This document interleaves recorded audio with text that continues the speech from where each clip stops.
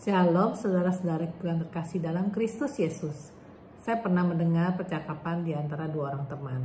Yang seorang mengatakan kalau anaknya sebentar lagi akan menikah dan rumahnya akan menjadi sepi karena anaknya akan keluar dari rumahnya dan tinggal bersama keluarga barunya.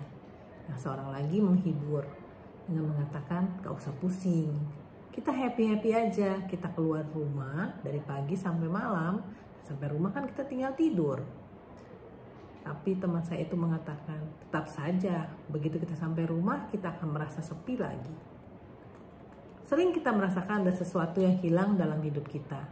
Kita mencari kemana-mana, tapi tidak menemukannya. Saya pernah mendengar seorang mengatakan bahwa dalam hati kita ada satu ruang kosong yang sebenarnya tidak bisa diisi oleh apapun selain oleh Tuhan Yesus. Dengan apapun kita isi ruangan itu, tetap saja kita akan merasa kosong. Kecuali kita mengisinya dengan Tuhan Yesus. Hari ini kita mau belajar dari Sakeus dalam Lukas 19 ayat 1-10. Diceritakan Yesus berjalan melintasi kota Yeriko. Di situ ada seorang bernama Sakeus, kepala pemungut cukai, seorang kaya yang ingin melihat seperti apakah Yesus. Ia tidak berhasil karena terhalang oleh orang banyak karena badannya pendek. Maka dia berlari mendahului orang banyak dan memanjat pohon ara untuk melihat Yesus. Ketika Yesus sampai ke tempat itu, ia melihat ke atas dan memanggil Sakeus dengan namanya, menyuruhnya turun dan mengatakan bahwa hari ini Yesus harus menumpang di rumah Sakeus.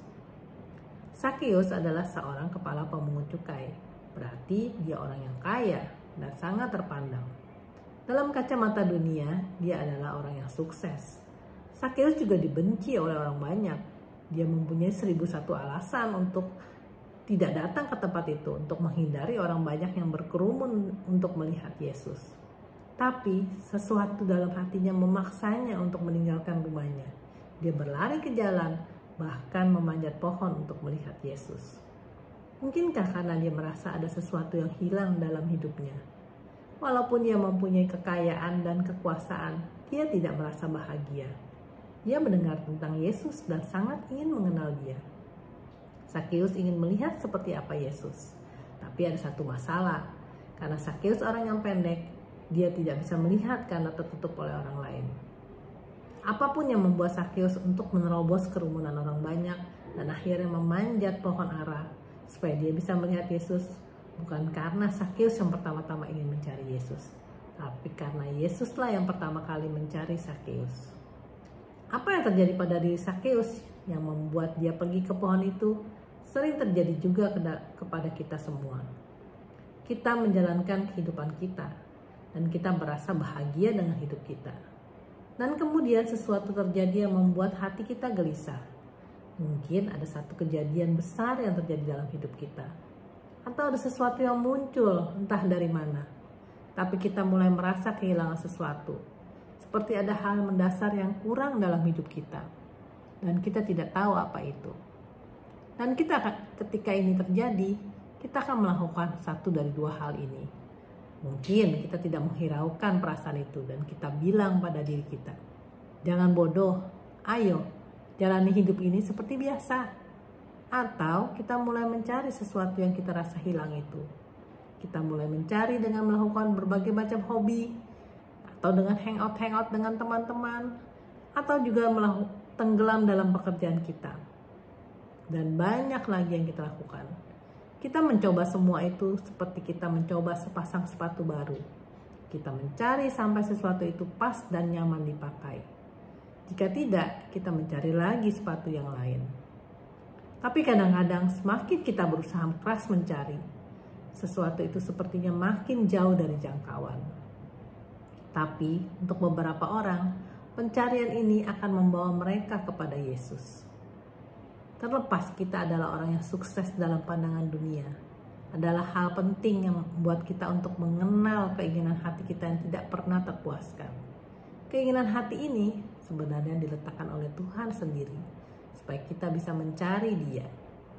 Yesus tidak pergi ke rumah Sakeus. Yesus pergi ke sebuah pohon. Dia tahu di pohon yang mana Sakeus akan berada. Nah, Sakeus ada di atas pohon itu, tidak berada di tempat lain. karena sesuatu yang membawa dia untuk mencari Yesus. Sakeus tahu Yesus datang. Dia tidak bisa melihat karena ada halangan karena badannya pendek dan orang banyak. Dia perlu melihat Yesus. Dia tidak berdiam diri. Dia berusaha. Maka dia memanjat pohon itu. Pohon yang tepat di mana Tuhan Yesus tahu Sakeus akan berada. Yesus memanggil Sakeus langsung dengan menyebut namanya. Yesus tidak bilang, "Hai kamu, ayo turun." Tapi, "Sakeus, turunlah." Yesus datang ke pohon itu untuk bertemu dengan Sakeus dan untuk pergi ke rumahnya. Seperti dikatakan dalam Lukas 19 ayat 10, sebab Anak Manusia datang untuk mencari dan menyelamatkan yang hilang. Yesus tahu di mana kita sebenarnya dan apa yang kita perlukan.